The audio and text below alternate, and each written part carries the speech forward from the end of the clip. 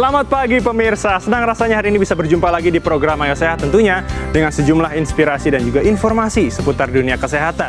Tidak lupa kami ingatkan kepada Anda untuk tetap menjaga protokol kesehatan dan semoga pandemi COVID-19 ini bisa kita lalui bersama-sama. Hari ini, Ayo Sehat akan membahas tentang fenomena kecanduan gadget atau gawai pada anak. Bagaimana cara mencegah dan menanganinya? Simak perbincangan saya nanti bersama psikolog anak, Ratih Zulhaki. Langsung saja pemirsa, kita mulai Ayo Sehat bersama saya, Elgin Fridianto.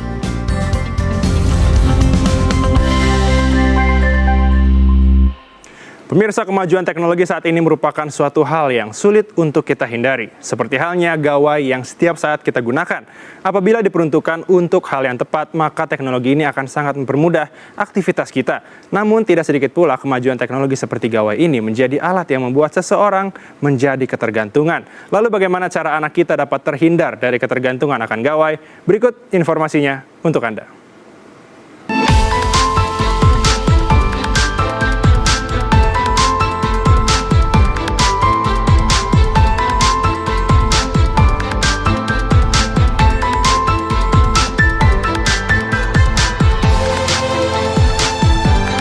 Pemirsa, anak-anak yang memiliki ketergantungan pada gawai merupakan fenomena yang sering kita temui. Dari banyaknya kasus ketergantungan anak terhadap gawai ini, sepatutnya orang tua dapat membentengi diri anak-anak sedari dini. Walau awalnya tanpa disadari, namun lambat laun, ketergantungan anak terhadap gawai akan menjadi hal yang tidak dapat disepelekan. Karena hal tersebut dapat mempengaruhi tumbuh kembang anak, terutama pada masa sekolah. Beberapa dampak dari ketergantungan gawai pada anak diantaranya adalah sulit berkonsentrasi saat belajar, menurunkan kemampuan kognitif pada anak seperti daya ingat, daya tangkap, dan juga bahasa, merusak mata, terganggunya waktu istirahat atau tidur, dan emosi yang tidak terkontrol. Untuk menghindari hal ini terjadi, sudah sepatutnya para orang tua dapat mengantisipasi hal ini terjadi. Lalu bagaimana cara mengantisipasi agar anak-anak terhindar dari ketergantungan pada gawai? Temukan jawabannya di Ayo Sehat. Pemirsa, untuk membahas kecanduan terhadap gawai sudah hadir bersama saya psikolog anak, Mbak Ratih Zulhaki. Selamat pagi Mbak Ratih. Selamat pagi Mas El. Bagaimana kabarnya Mbak? Alhamdulillah sehat. Alhamdulillah sehat. Nah pemirsa, perlu menjadi informasi bahwa Mbak Ratih dan juga seluruh kru yang bertugas di pagi hari ini sudah menjalankan protokol kesehatan yang ketat dan juga sudah melakukan tes terhadap COVID-19. Nah Mbak Ratih, kita langsung ke tema saja. Sebenarnya definisi kecanduan gawai dalam sisi kejiwaan itu seperti apa? Jadi dikatakan anak mengalami kecanduan terhadap gawai atau screen time adalah ketika misalnya yang pertama nih. Jadi ada beberapa ciri-cirinya kan. Yang pertama adalah ketika gawai itu diambil, anak sontak akan tantrum atau marah. Setelah itu adalah ketika misalnya secara durasi waktu itu sangat berlebihan. Sampai nggak bisa tidur, kemudian dia justru tidak punya minat untuk melakukan aktivitas lain, seperti itu. Dan sehingga mengganggu fungsi hidup sehari-hari. Oh, begitu. Nah, kalau bicara soal rata-rata usia yang ditemukan kecanduan gawai ini, mungkin dari pasiennya Mbak Ratih sendiri rata-rata usia berapa sih? Beragam. Dan bisa dari anak usia 2 tahun, 1 tahun, sampai ke usia remaja. Tapi memang mostly biasanya kecanduan yang sudah sangat parah itu ada di usia remaja.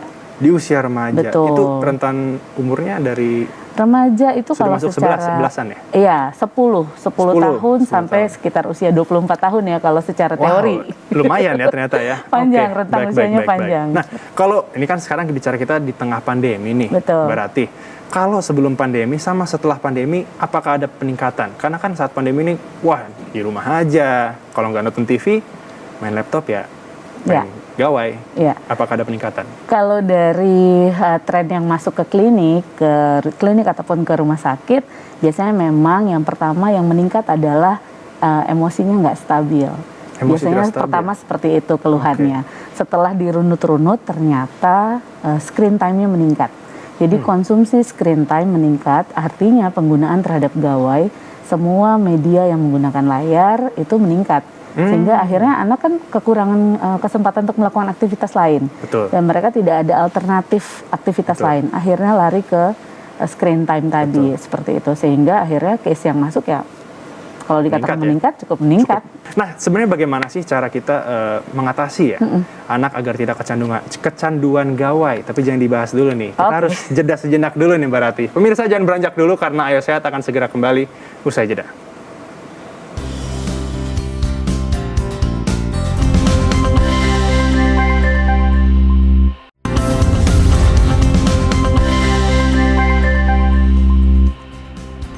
Pemirsa, terima kasih masih menyaksikan program Ayo Sehat. Tentunya masih bersama dengan Mbak Ratih sebagai psikolog anak. Nah, Mbak, sebenarnya mungkin kita bicara baiknya anak pada usia berapa sudah boleh dikenalkan terhadap gadget?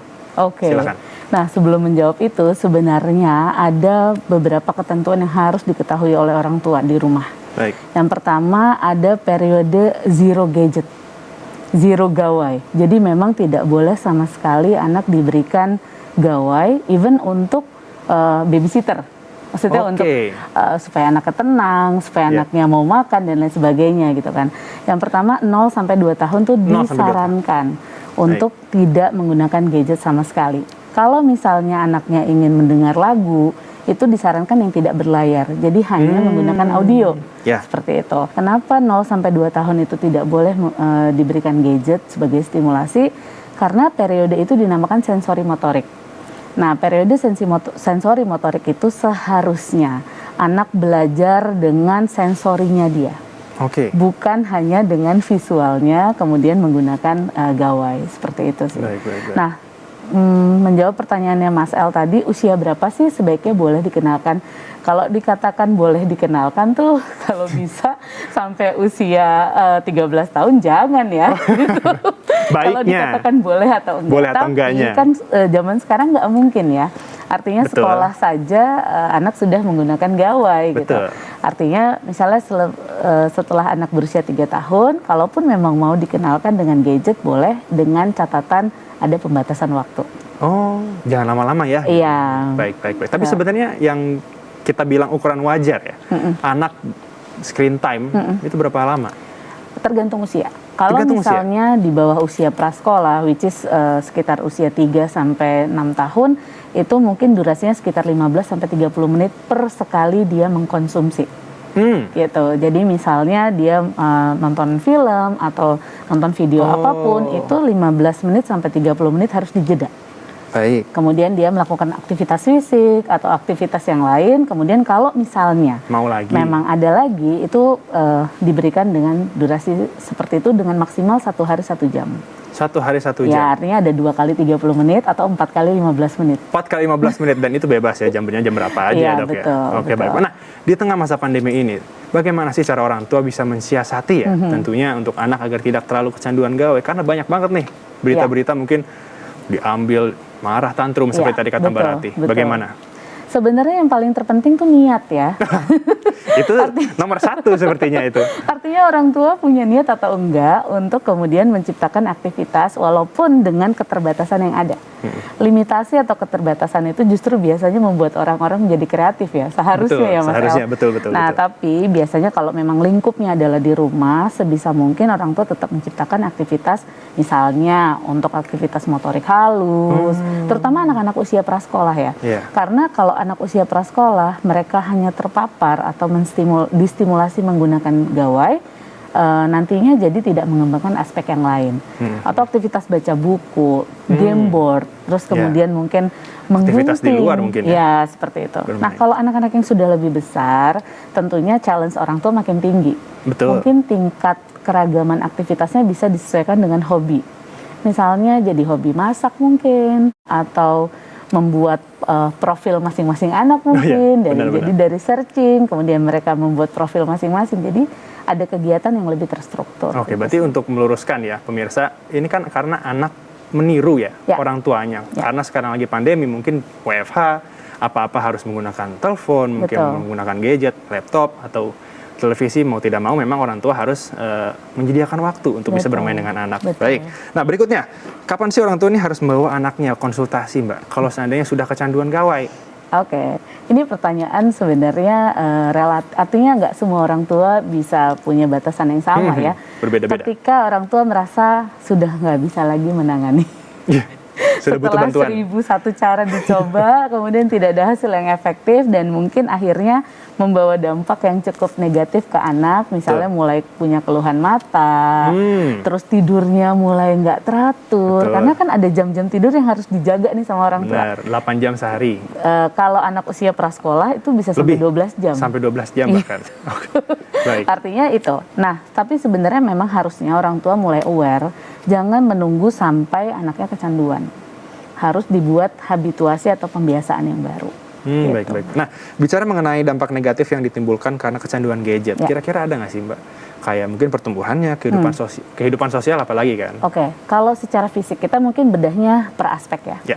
Kalau secara fisik bisa jadi kalau anaknya tidak banyak bergerak, otomatis otot besar dan otot kecilnya tidak terlatih ya. Ya. Artinya dari situ mereka kekurangan bergerak. Dan biasanya bergerak itu kan kaitannya sama otak. Jadi mungkin nanti akan ada pertumbuhan berat badan yang tidak seimbang, kemudian nafsu makan berkurang gara-gara semua perhatiannya masuknya ke gawai. Oke. Nah, kalau secara kognitif atau aspek-aspek di dalam pemikiran, biasanya yang paling kena itu adalah konsentrasi. Terganggu, Iya, betul. konsentrasi terganggu, mulai males ngerjain tugas, bahkan mungkin mau skip sekolah, yang seperti itu. Nah, kalau secara emosi, biasanya memang ketidakstabilan secara emosi itu akan mempengaruhi gitu. Nah, yang paling terpenting sosial sih. Iya. Akhirnya harus mereka bersosialisasi. menjadi individu yang sangat rendah secara interaksi sosial. Nah, pemirsa, tim Ayo Sehat sudah mengumpulkan pertanyaan Oke. Mbak Rati dari netizen. Ya. Yang pertama, saya akan bacakan ya Mbak Boleh. ya. Anak saya, balita, umur 3 tahun, tidak mau makan kalau tidak sambil bermain gawai. Bagaimana cara mengatasinya dari @maulidina AWSM? Oke, nah sebenarnya Mas El untuk kasus ini memang banyak sekali gawai dijadikan sebagai babysitter Yes. untuk membuat anak tenang, apalagi ketika makan. Awalnya adalah pembiasaan. Jadi orang tua sebenarnya selain tindakannya kuratif atau mengatasi situasi anak tuh nggak bisa makan kalau tidak melihat gawai, sebaiknya dari awal memang dihindari. Jangan dikenalkan dulu Betul. ya. Baik. Tapi kalau misalnya sudah masuk ke dalam fase kecanduan ketika makan harus ada itu, mau nggak mau memang diambil. Anaknya tantrum pasti, anaknya marah pasti, atau bahkan mungkin tidak mau makan. Tapi disitulah pelajaran makan itu dimulai. Bahwa seharusnya makan itu dilakukan secara sadar dan dengan sukacita ya, gitu. Betul. Seperti itu. Jangan malah ada yang lain yang menemani Betul, mungkin. betul. Baik. Nah, berikutnya Mbak Rati. Ini dari @ila543_. Anak saya mengalami telat berbicara. Apakah ada hubungannya dengan keseringan bermain gawai? Nah, ini bicara soal dampak negatif tadi. Iya. Ini juga menjadi salah satu hal yang menjadi efek. Gitu. Banyak beberapa kasus yang masuk ke ruang konsultasi awalnya adalah telat bicara, setelah dilihat ternyata dia memang kemampuan bicaranya tidak optimal karena tidak terbiasa berkomunikasi dua arah atau resiprokal. Jadi kalau dengan gadget atau gawai itu komunikasinya adalah satu arah sifatnya. Benar. Dan anak tidak terbiasa berekspresi. Karena kemampuan bicara itu kan ada dua. Ada bahasa reseptif, ada bahasa ekspresif. Baik. Nah, biasanya yang paling kena itu adalah di bahasa ekspresifnya. Jadi ketika dia mau mengucapkan sesuatu tuh nggak mau. Maunya nangis-nangis aja, berharap orang lain akan paham Ngerti. dengan apa yang dia katakan. Nah, bahasa reseptifnya atau bahasa memahami sesuatu, misalnya mau apa tinggal tunjuk yang seperti itu. Biasanya berkembangnya hanya di reseptif. Akhirnya ekspresifnya, gini-gini aja gitu ya, Mbak? iya, betul. Jadi memang ada kaitannya. Ada kaitannya. Oke, baik. Nah, berikutnya pertanyaan dari netizen ini ada dari @gilang_raden_10. Anak selalu menangis dan banting-banting barang ketika tidak diperbolehkan bermain gawai. Bagaimana tanggapannya Mbak? Dan apa yang harus saya lakukan sebagai orang tua? Nah, Oke. silakan. Ketika dia sudah masuk ke dalam fase kecanduan, dia akan protes nih kalau diambil. Nah, periode itu biasanya namanya tantrum. Nah, tantrum itu harus dihadapi dengan tenang jiwa. Itu yang pertama. Baik. Karena kalau tantrum dihadapi dengan tantrum, Pasti akan double tantrum. akan double tantrum. Nggak ketemu. Jadi orang tua itu harus menjalankan 3T. Kita sebutnya 3T. Terima, tunda, terus kemudian temani. Terima, tunda, dan temani. Terima itu adalah terima dulu perasaannya. Oke, aku lihat kamu kesel banget ya, handphonenya diambil, atau gadgetnya diambil, seperti itu. Tapi kalau kamu masih mau nangis, nggak apa-apa. Gitu. Jadi kita terima dulu perasaan negatifnya dia. Setelah itu kita coba temani dia ketika dia lagi tantrum, jangan ditinggalin. Tapi dibiarkan menangis, Iya, tidak apa-apa, nangis itu tapi kan kita temenin. ekspresi emosi. Tapi kita Gitu. temenin tetap ya, Mai? Iya, tapi wajahnya nggak boleh galak ya. Iya. Gitu. Baik. Kemudian pada saat anak sedang tidak stabil secara emosi, kita tunda dulu nasehatin. Hmm, Biasanya nih kecenderungan orang tua adalah, jangan. ya, gini, kan mama udah bilang, Oh, kalau nangis-nangis main handphone, besok-besok nggak usah main handphone lagi deh. Nah itu tunda dulu tuh. ya tunda dulu. Baik. Sampai anaknya tenang, sampai kemudian anaknya bisa cukup stabil, udah minum, udah makan, baru diajak ngobrol. Tunggu sampai Dievaluasi. dia bisa. Tunggu sampai dia evaluasi bisa itu menerima penting. ya. Ya, betul. Baik, gitu. baik, baik. Nah, Mbak Rati, kita bicara soal penanganan nih. Betul. Dan kita kan tadi juga dikatakan Mbak Rati ada terapi yang juga bersama dengan psikiater. Tapi kita jangan bahas dulu nih. Oke. Kita harus jeda sejenak. Pemirsa, jangan beranjak dulu karena Ayah Sehat akan segera kembali. Usai jeda.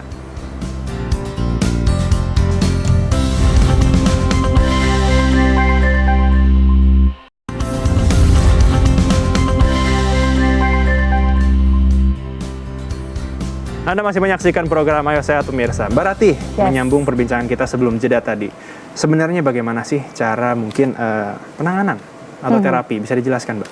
Oke, nah penanganan ini berarti kan anaknya sudah mengalami satu kondisi di mana dia nggak bisa lepas dari gawai. Artinya harus secara komprehensif. Yang pertama memang orang tua boleh dicoba dulu nih menangani di rumah dengan memperbaiki sistem yang ada di rumah. Baik. Kenapa anak bisa sampai kecanduan? Yang pasti yang pertama mungkin orang tua tidak menjadi supervisor gitu. Ya. Artinya ketika anak diberikan gadget dan anak itu di bawah usia 13 tahun, harusnya orang tua masih harus banyak ada yang namanya pengaruh ya ke anak gitu. Melihat Kayak kapan lagi dia nonton apa sih? Betul. Kemudian kapan waktunya, buat kesepakatan seperti apa dan kapan dia harus lepas dari itu. Atau misalnya prioritas, apa dulu yang harus dikerjakan, baru kemudian dia menggunakan gawainya untuk entertain gitu kan, untuk having fun seperti itu. Baik. Karena kan sekarang sekolahnya adalah menggunakan gawai juga. Betul. Jadi anggapan anak adalah aku ngerjain tugas. Padahal layar sebelahnya adalah games gitu. Ya. Itu yang terjadi Itu di yang beberapa terjadi. klienku gitu. Tidak bisa dipungkiri lagi pemirsa itu Tidak ya. bisa dipungkiri. Nah, penanganannya kalau di rumah ya tadi memperbaiki sistem. Mencoba ngobrol sama anaknya kalau memang anaknya sudah besar. Tapi kalau anaknya masih kecil, mau tidak mau harus sistem grounded. Artinya dilepaskan dulu dari ketergantungan terhadap gadget. Menghadapinya tentunya menghadapi tantrumnya tadi yang harus dilakukan. Yang 3T tadi ya. Betul. Tapi kalau misalnya dirasa orang tua sulit sekali untuk melakukan itu dan sudah dicoba selama minimal 3 bulan, tidak ada hasilnya, malah semakin intensitasnya semakin tinggi, boleh dibawa konsultasi. Kemudian nanti biasanya penanganannya ya tadi, saya coba lihat dulu, kalau ternyata memang anaknya cukup bisa diberikan psikoterapi, kita akan berikan psikoterapi untuk kemudian diubah reframing cara berpikirnya terhadap gadget. Jadi sifatnya adalah kognitif ya, kognitif behavior therapy. Seperti itu. Nah, atau misalnya diberikan semacam behavior therapy, yaitu oke, kita buat kesepakatan, kemudian nanti orang tua yang menjadi polisi di rumah. Baik. Untuk membantu terlaksananya si treatment ini. Atau beberapa juga biasanya memang perlu dirujuk ke psikiater untuk kemudian diberikan terapi obat atau farmakoterapi untuk case-case tertentu. Case tertentu. Betul. Tapi kalau untuk terapi tadi, apakah setiap umur yang kecanduan gawai ini sama? Enggak. Bentuknya beda pasti di setiap usia. Kalau misalnya masih di bawah usia sekolah, biasanya kita menggunakan play-nya, ada bermainnya, gitu. Entah itu sifatnya role play, kemudian kita memberikan edukasi ke anaknya. Jadi kita perlu tahu juga nih, orang tua selama ini memberikan edukasi atau menakut-nakuti. Oke. Karena itu poinnya beda kan.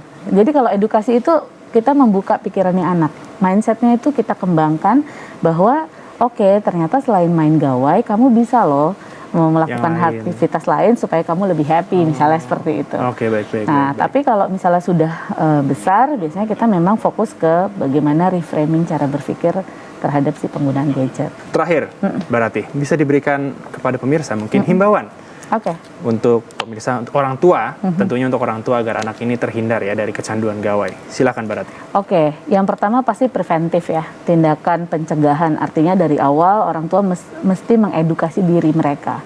Seperti apa sih seharusnya penggunaan gadget itu, disesuaikan sama usia perkembangan anak, tugas perkembangannya, dan lain sebagainya.